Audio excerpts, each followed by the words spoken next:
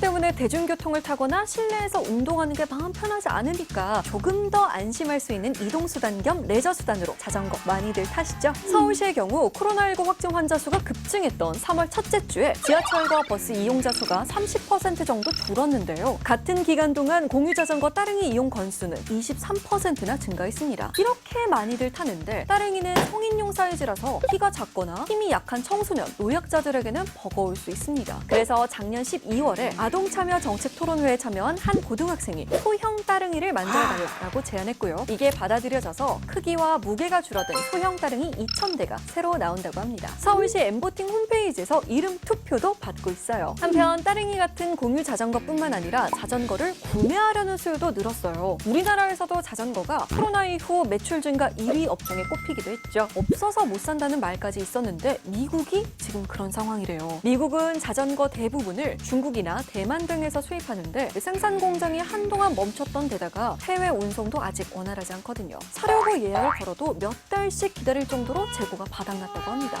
코로나가 참 많은 걸 바꿔놓고 있는 것 같죠.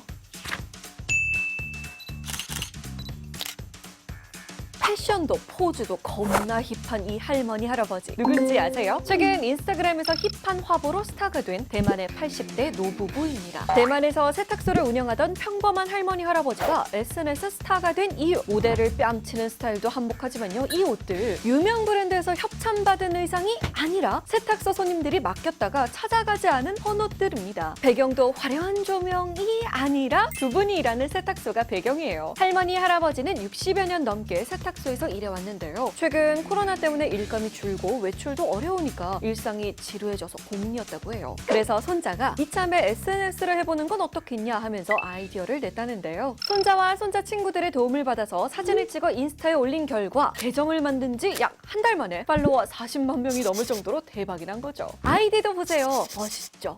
올해 83세인 할아버지는 뉴욕타임스 인터뷰에서 나는 나이 들었다고 생각하지 않는다 라며 다른 노인들에게도 활력을 주고 싶다고 말했습니다. 또 세탁을 맡겼다가 까먹은 옷들 와서 찾아가라고도 하셨는데요. 저도 두 분처럼 멋지게 나이 들고 싶네요.